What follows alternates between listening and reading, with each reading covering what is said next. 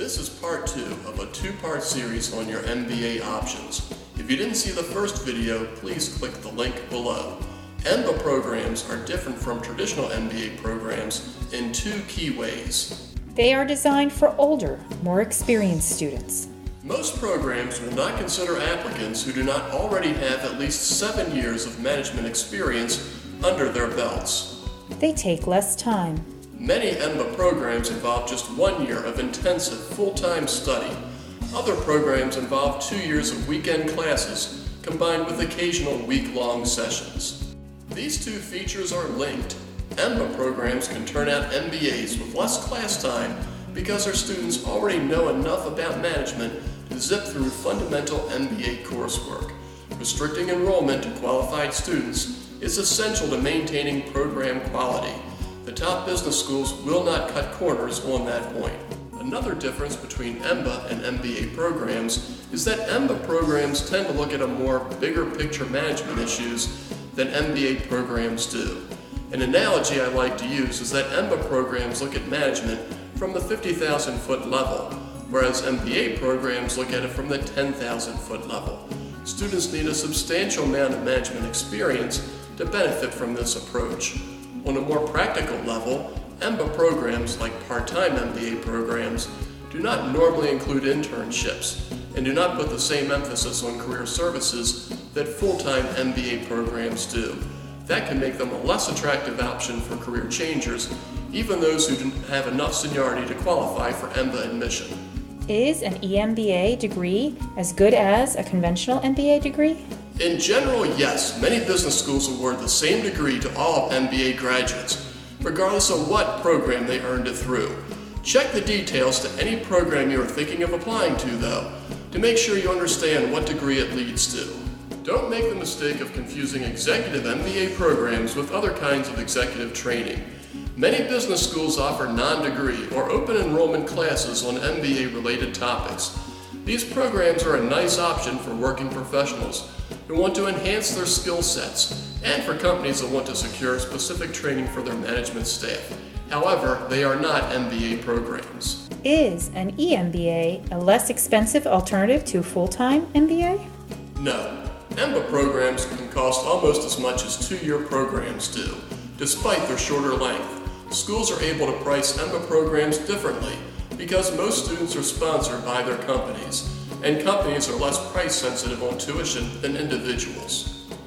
But more importantly, as I explained earlier, the programs are suitable for completely different kinds of students. There aren't many people who genuinely face a choice between attending one or the other.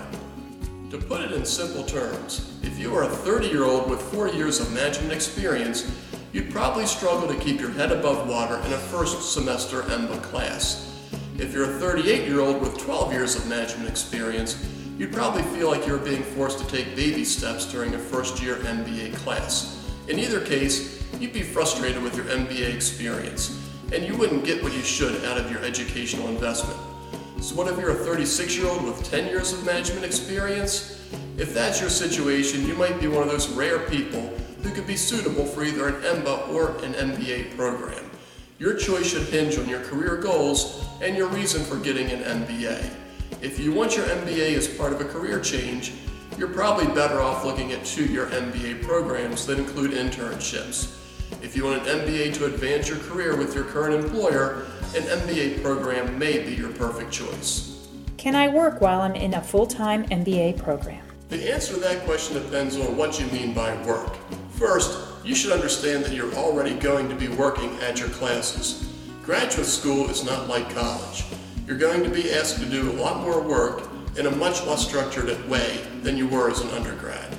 Counting on putting at least 2 to 3 hours of reading, preparation, and team project time for each hour you spend in class. You'll need additional time for research and recruiting events. Few MBA students ever complain about finding themselves with extra time on their hands. If by work you mean a 15 to 20 hour a week part-time job, that might be feasible. That doesn't mean it's a good idea though. The take-home pay you realize from an hour of part-time employment probably pales in comparison to what you could ultimately gain from spending that same hour excelling in your studies or networking with classmates, faculty, and recruiters. But if by work you mean working full-time while going to business school full-time, forget it. Even if you could manage both workloads, you would be sending a mixed message to your classmates, teachers, and current and/or potential employers about your reliability and ethics. Look at it this way. Even if a company has no formal prohibition against staff taking outside employment, it wouldn't be appropriate for a salaried manager to moonlight elsewhere. It's just not professional. Business school is the same. When you're accepted to a full-time MBA program, you're expected to make completion of that program your top career priority.